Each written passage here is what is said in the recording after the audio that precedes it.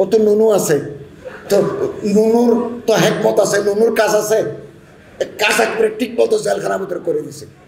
সারা স্কটল্যান্ডে আন্দোলন, প্রাইম মিনিস্টারকে পদত্যাগ করতে হয়েছে। বিয়ে করি বাসর রাতে বউ নিয়ে ঘরে আসলে ক্লাস 9-এ কি পাঠ্যসূচি লাগবে? তুমি এই করবে, তুমি সেই করবে, তুমি এই করবে।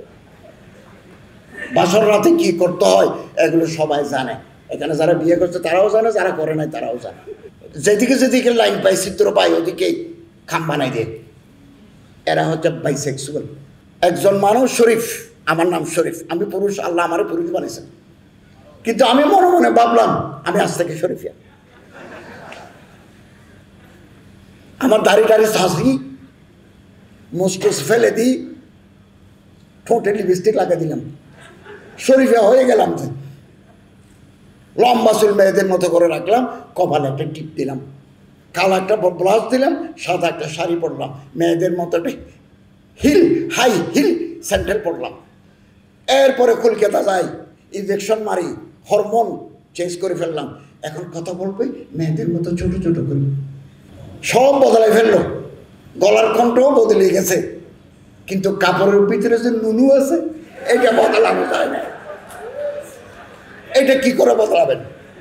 এটা তো খোদা দাঁত। এই যে LGBTQ সফল হবে না, আমরা সফল হতে দেব না। তুই নুনু কোথায় নিবে? এখন নুনু যদি কাটি ফেলে যে আমি নুনু রাখবো না, আল্লাহ যে আমারে পুরুষ বানাইছেন আমি খুশি নাই, আমি শরীফিয়া, শরীফ থেকে শরীফা, তো ওইটা কাটি ফেললেন। কাটি ফেললেও কি ফায়দা? ওখানে কি ফরজ করা যাবে? ফরজ মানে কোষাদা করা, তো ওখানে কি কোষাদা? তোমার কি জরায়ু আছে? তুমি কি বাচ্চা নিতে পারবে? বাচ্চা নেওয়ার তো সুযোগ নাই। ট্রান্সজেন্ডার কোনোদিন থার্ড জেন্ডার নয়। এরা পুরুষ, মেয়ে এসেছে, মেয়ে পুরুষ, স্যার মেয়েটা দেখছে আমেরিকাতে পড়ে,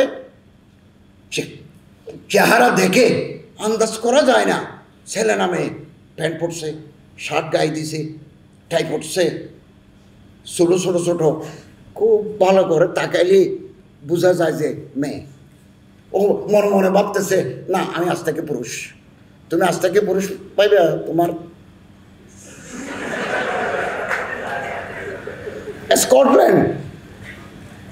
স্কটল্যান্ডে আদালতে একটা ট্রান্সজেন্ডার মেয়ে এসেছে, আসলে সে পুরুষ, চুরি করছে। চোর যেমন ভালো মন্দ সব জায়গার ভিতরে চোর আছে, চোর ট্রান্সজেন্ডার ভিতরে চোর আছে, থার্ড জেন্ডারের ভিতরে চোর আছে।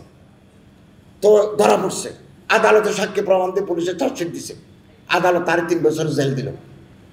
এখন তো সে মেয়ের পোশাক তারে দিছে ফিমেল ওয়ার্ডে, কয়েদিদেরকে মেল ওয়ার্ড, ফিমেল ওয়ার্ডে দিছে। 6 মাসের ভিতরে 9 জনকে গর্ভবতী করে দিছে। ও তো নুনু আছে, তো নুনুর তো হেকমত আছে, নুনুর কাজ আছে, কাজ একবারে ঠিক মতো জেলখানার ভিতরে করে দিছে। সারা স্কটল্যান্ডে আন্দোলন, প্রাইম মিনিস্টারকে পদত্যাগ করতে হয়েছে। এই যে LGBTQ সফল হবে না, আমরা সফল হতে দেব না।